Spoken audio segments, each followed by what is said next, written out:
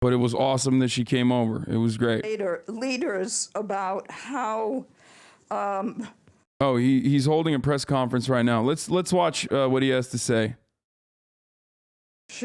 On Ukraine is going to change the European security architecture, not just today, but for decades to come. I wonder if you could comment on your reaction to that. Thank you. Yes, we are neighboring NATO countries, and that was the result of cheating by our Western partners who at the time when the Berlin Wall collapsed, and at the time of the reunification of Germany, were telling us that they would not move beyond borders of the former GDR. And our naive leadership at that time, Gorbachev and Shevardnadze, opted to believe them about it. Now our Western partners are vehemently denying that there was any of such I wouldn't call it even commitments or pledges, even promises. Thank you for help keeping me sane during these times. But documents revealed tell us that that was the case. And again, the naive Soviet leadership believed in it. Now we are ripening the fruit of this naivete. I mean, if they had any say in it, they would have never allowed Poland to fucking join either. None of the Baltic states. And we know that it's true. The only way that they were able to do so was by utilizing a weak Russia at the time. Thanks for always being here. Love from South Africa, Hassel. We've been offering NATO to come to an agreement to move our troops, even for the exercises, at a certain distance, not to provoke each other. And that appeal has been addressed to NATO a long time ago, to which it never reacted. I remember the last conversation between Lavrov and Stoltenberg here in New York at the high-level segment of the General Assembly in 2021, when at repeated reminders by Lavrov to Stoltenberg about that issue, he was evading the question. He was simply evading the question, as NATO did, and all the countries did. The presence of NATO infrastructure around our borders and in the close proximity to it, of course, it is a threat to us, which is geopolitical. That's why we offered to the USA and NATO to engage in serious dialogue on security guarantees. That offer was made as early as recently as I think October, November this year. We sent our proposals, and none of that is an excuse for the invasion, by the way, for the record. I hope you guys understand that. I got gold with but the historic reasons as to, like, if you're wondering an answer, if you're asking the question, well, then why did like other surrounding, Baltic countries and also, a bordering country like Poland was able to join NATO is because Russia was too weak to fucking do anything about it at that time. But I'm sure if it was up to them, they wouldn't want that either. Beneficial for all the participants, but we received a reply which basically denied all our ideas in that regard. We were told that any country has a right to choose their allies freely, of course, meaning Ukraine first of all. But as we said, they are forgetting about another thing which to which they committed in the OSCE summits on the indivisibility of security, which says that security of one country cannot be reached at the expense of the security of the other, and that was a commitment, not just a paragraph in a joint statement. Russian invasion to change European security architecture. I think NATO has changed European security architecture already back after 1997 when it started to expand to the east, contrary to their promises, unfortunately not commitments. What the fuck? Attention, chat. If you're over 18 and wish to fight in Ukraine in the fight against Russia, you can join the Ukraine Foreign Legion.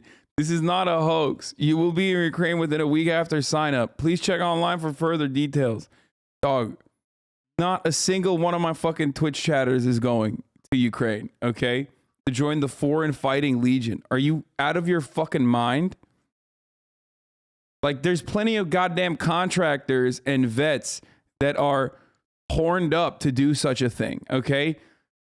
And there will be plenty of them that are already going. Why in the ever-loving fuck would you think like some dude who spends all of their fucking time, who spends all their time on the internet watching Twitch streamers should go and try to fight and get absolutely fucking cumstered? You're crazy. Hassle. That's a crazy take. I strongly doubt, given the number of fakes that are spreading these days about the issue, as I told you. Explosions in Kiev is not true, because if there are any explosions, these are in the suburbs of Kiev. You're gonna get owned. As far as I know, and they refer to the military infrastructure that the Russian armed forces are targeting. But we have reporters on ground reporting that there are Russian bombings in Kiev. So in Kiev. I do not have this information. We saw some footages of buildings partly destroyed, but it was Well, I don't then remember recently, but yeah. it was then said Everyone purposely spreading misinformation on both sides should be forced in the war. missiles. I mean, I agree. I think if you're like one of those weirdos, there's like 3 of them though. I think people greatly over exaggerate like pro-Russia people who are like, yeah, this is totally justifiable and it's sick. Actually, no invasion is happening, but also an invasion is happening. Like, I feel like it's like a very tiny sliver that people are like looking after. It's only extremely online people who give a shit about that. Like, but yeah, no, they should go fight then. And same goes for all the fucking yee hogs. Go do it. How do we end the operation? I said what President Putin said on it. As soon as we have understanding from the Ukrainian authorities that they are prepared to demilitarize it and to denazify, if I may use that kind of a verb in English, that'll be a step towards the end of it. On the use of nuclear... You don't understand. They're sending the Wagner Group, or some reports I saw said that the Wagner Group was already in Ukraine. They're sending South African mercenaries. Okay? They're sending like Nazi South African mercenaries that are and also the Wagner Group in to denazify. Hassle, keep up the great work. Okay, that's how it works. You send in your own Nazis to fight the National Guard Nazis. But of course, they're all over. They're all over. Like, it's bullshit. It's bullshit. It's bullshit. The UAE is just taking up the presidency of the Security Council. What do you expect from UAE and the Arab countries regarding this this crisis? And is Russia going to Us as senior straight up just the State Department mouthpiece at this moment? Latest step by the U.S. by expanding. I'm a State Department mouthpiece for what? For saying that the Wagner Group exists? Like, the fuck do you mean? I've always taken a fucking completely objective approach to this circumstance. You're not going to see anyone who's like trying to apply historical context in this situation. I'm not just like yee gung-ho being like, actually Azov is fine or any of that shit. Like, people still call me a fucking Putin apologist for my point of view on Crimea. You know what I mean? Get it right. Which one is it? Am I a fucking pro-Putin, or am I anti-Putin and I'm State Department? How is Russia going to respond to the expert? Well, I'm sure that the response will follow because it's a diplomatic practice which provides for a tit for tat. It's not our choice. Are you making a false equivalence to a fringe sect of the Russian military? First of all, they're not even technically a part of the Russian military. They're private contractors that are being utilized by the Russian military. And secondly, that's exactly what the Ukrainians say about Azov, bro. What the fuck are you talking about? The entire point of this conversation is that you can't denazify a country or claim that you're denazifying a country when you're using Nazis. So shut the fuck up. So look, we have many diplomats in the mission who do not have visa extensions. They can stay in the US and continue their job. What they cannot do is to leave they can leave the country, but that's a 100% guarantee that they will not come back because they will not get their visa extensions. Who of those 12 have valid US visas today and who are not, I have no idea yet because I didn't see the names. Okay, we appreciate. By the way, I went back and read that Woodrow Wilson Institute analysis, and I got bored on the part that Twitter thread of the Woodrow Wilson Institute analysis, like on why Russia is losing the military battle. And I thought it was some like fucking nerd shit because he went all the way back to like the fucking 18th century to talk about like naval bases and stuff, and contemporary Russia's interest in having like weird naval superiority, despite the fact that the USSR was capable of doing such a thing, whereas Russia is not capable of doing that. But actually, there was a lot better information later down in that thread, so we'll look through it one more time. I mean, I got really bored, but then I went back and I read through it, and there was some really good shit there, specifically because like the resupply conversation is important. If you're going to talk about like military tactics, Russia's failure in resupplying and only sending one battalion in its blitzkrieg. My friend said that you deny the Armenian genocide. Well, your friend is a liar, and I have never done that. So I don't know why your friend is saying that. Well, I do know why your friend is saying that, because he's a fucking idiot and a liar. That's why.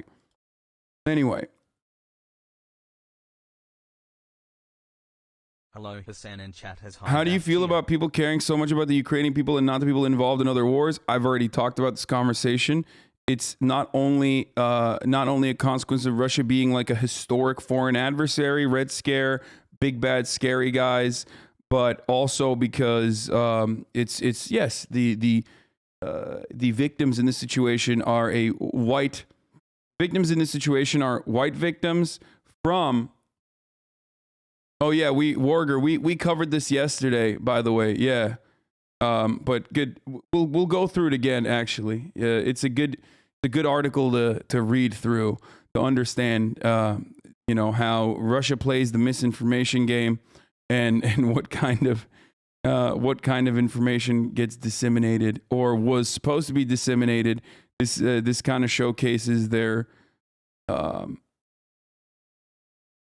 This showcases their fucking their failure and what their ultimate goal was to get you to understand why they failed dramatically. Turkey is blocking military ships from Bosphorus. Dardanelles, says the minister. Damn, Turkey is like Ukraine's greatest fucking ally in this, by the way. It's kind of crazy. Turkey has been in a collaborative effort, making specifically another Bayraktar, especially specifically collaborating with the Ukrainian military. But the Ukrainian military has been using the Bayraktar drones that Aselsan has made. The Ukrainian military is using Aselsan-made, not APCs, but they're like technicals, I guess. They're using somewhat. What is it called when you have like light carriers? They're like Hummers, basically. And also they are, the drone footage is, the drone footage fucking destroyed one of their books. We saw that yesterday. We can look at that as well.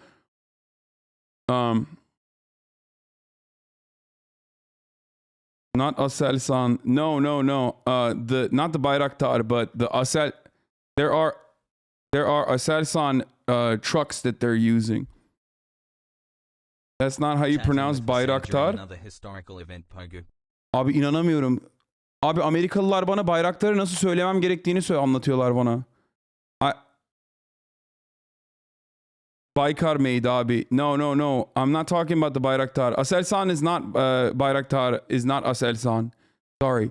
The trucks that they have sent over to Ukraine are Aselsan though. Abi Amerikalıları duyuyor musunuz abi? Bana geldi diyor ki Bayraktar'ı nasıl söyleyeceğini bana anlatıyor. Nasıl söyleyeceğimi bana anlatıyor Bayraktar'ı. İnanabiliyor musun abi?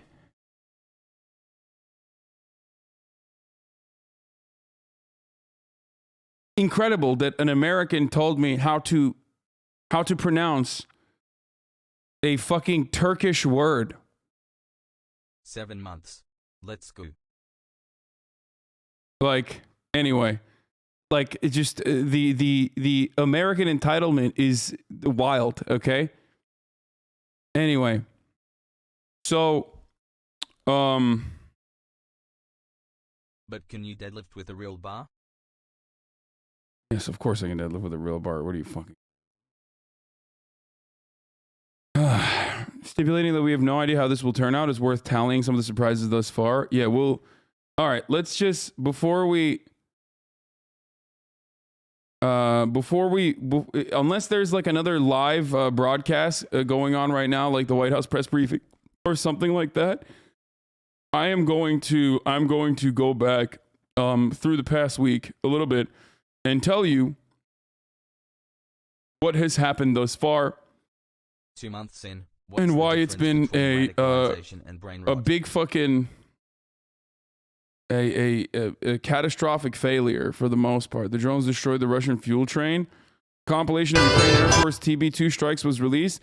Some are previously seen, but most are new, including against Russian army vehicles, and most curiously a fuel train with a predictable result. Note how UA concentrates its efforts on Russian logistics.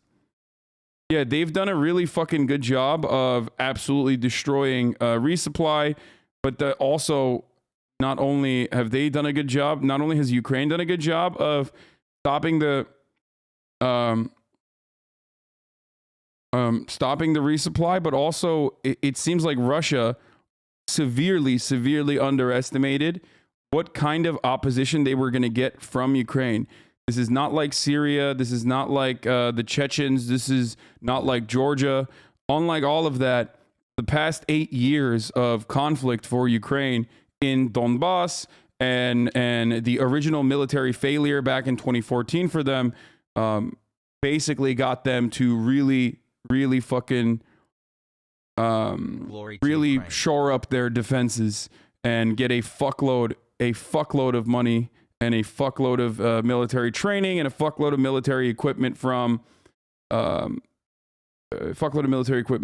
NATO. So that's where they're at now. The Wagner Group is just a private militia. Just how on earth is that the equivalent of a publicly funded swastika flying National Guard, the Azov Battalion? I already mentioned that they're a private militia. I did.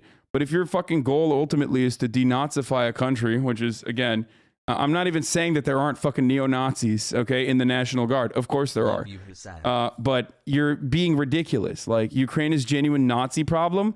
Even if you were to fucking take that sentiment seriously, that attitude seriously, do you think invading a country and bombing fucking Western positions and bombing Kyiv was going to denazify the country, you fucking dumbass? You're crazy. You're crazy.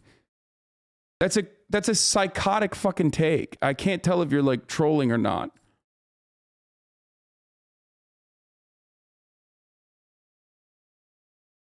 Cut her hair, babe.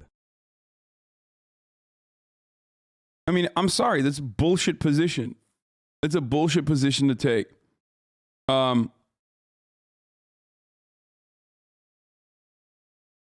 Bayraktar kırmızı çizgi dikkat. Salak. 4 months. TF, really?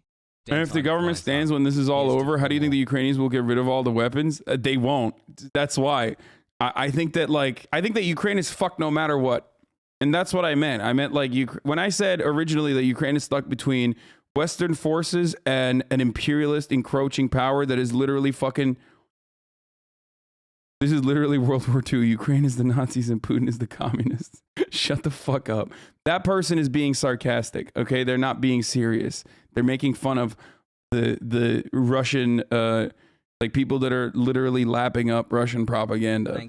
And there's a lot of Ukrainian propaganda as well. And I try to be as even-handed in this conversation as possible, but obviously my attitude should be clear by now that I clearly am on the side of the Ukrainian people who are getting owned for no fucking reason whatsoever, other than Putin's psychotic ambitions that are unclear at this point. If you listen to what the American media's interpretation of his speeches are, then his ambitions are to reinstate the USSR or the Russian Empire. If you listen to what he is saying, his personal ambitions are to denazify Ukraine. Ridiculous take. Absolutely unacceptable to fucking try to go and bomb Ukraine. His original position on the matter, or the Russian position on the matter, was to, at the very least, carve out Donbass as an autonomous area that would also allow Russia to have a say in Ukrainian foreign policy and have some kind of control over what's going on in Ukraine. A thing that both the Ukrainian leadership just did not want at all. Okay. But the moment that you fucking go in and start bombing people, the moment that you put boots inside of Donbass, like officially, not just mercenaries, not just military support, not giving them your anti-aircraft weapons and shit like that. The moment that you get to that point, it's done. It's a wrap. You've lost the fucking plot in its entirety. Weren't there Russian separatists way before Russia even ever invaded on the east side? Yeah, people make it seem like the Russian propaganda is the reason why the eastern Ukraine is like so pro-Russia, because they don't want to look at, like, I don't know, the fucking prior election, even though I fucking keep getting this dude's Christ. Not Poroshenko, the one before, the really fucked up one. God damn it, my brain is so bad. Anyway, the Russian puppet leadership was elected. Yanukovych, thank you. Yanukovych was elected with I think it was like a 50-50 even split nearly. But like if you look at all the territories that voted for Yanukovych, the Russian puppet who was corrupt, who was awful, like famously awful, horrific, okay? I mean, it was all the eastern territories, including Crimea, that voted for Yanukovych. So these are like there's always been people that are Ukrainian or living inside of Ukraine that were that wanted to side with Russia, that wanted to that feel they're Russian, and that didn't start because of Putin's propaganda or some shit like that. Salam Kadash. The fact that they thought that they were under threat, that might have been amplified and beefed up by. Oh, here, that definitely was amplified by Russian propaganda, certainly, but also amplified by the fact that they were constantly getting shelled.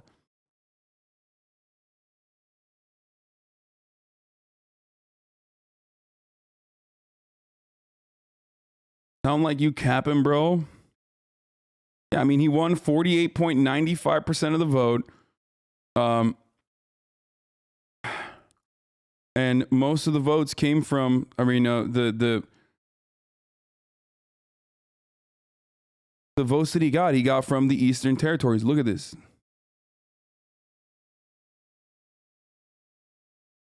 There are people who are, there are people who speak Russian, that are ethnic Russian.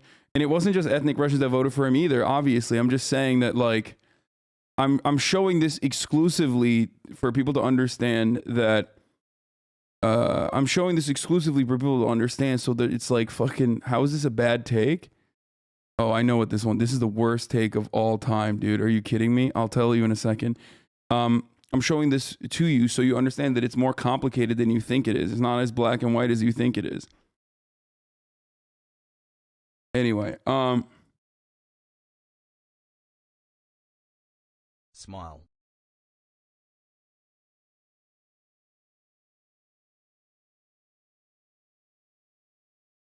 what are your opinions on people saying Poland is next to be invaded? No, motherfucker. Poland functionally is has nukes. Okay, they have nukes. It's not happening. They're NATO.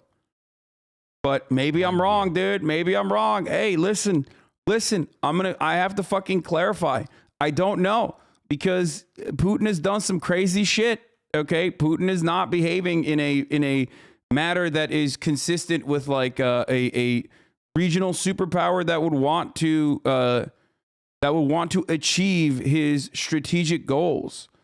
It's literally the opposite. Like if your goal is to ensure that you can have a puppet state in Ukraine, like you can turn Ukraine into Belarus, right? Then bombing it is the worst thing you can fucking do, because you 1000% are going to justify the Ukrainian people fighting against you, and you're going to have a protracted counterinsurgency that you have to fight. Like you have to constantly do a counterinsurgency battle in Ukraine for the rest of your imperial ambitions. Yo. Isn't Russia doing to Ukraine like what it did to Georgia in 2008? But the difference is that Ukraine is too large to handle. Yeah. Ukraine is 44 million people. All of the reasons why I thought the invasion was like insane and unlikely was because of what you are seeing unfold in front of your 5 eyes. months later.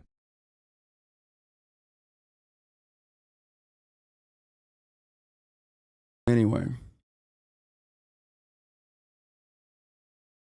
And now, as of earlier this morning, he is Zelensky filled the application and signed the formal request to join the European Union. Now, I don't know if this is just symbolic or if this means like they're fast tracking they're fast tracking Ukraine's entry into the EU. But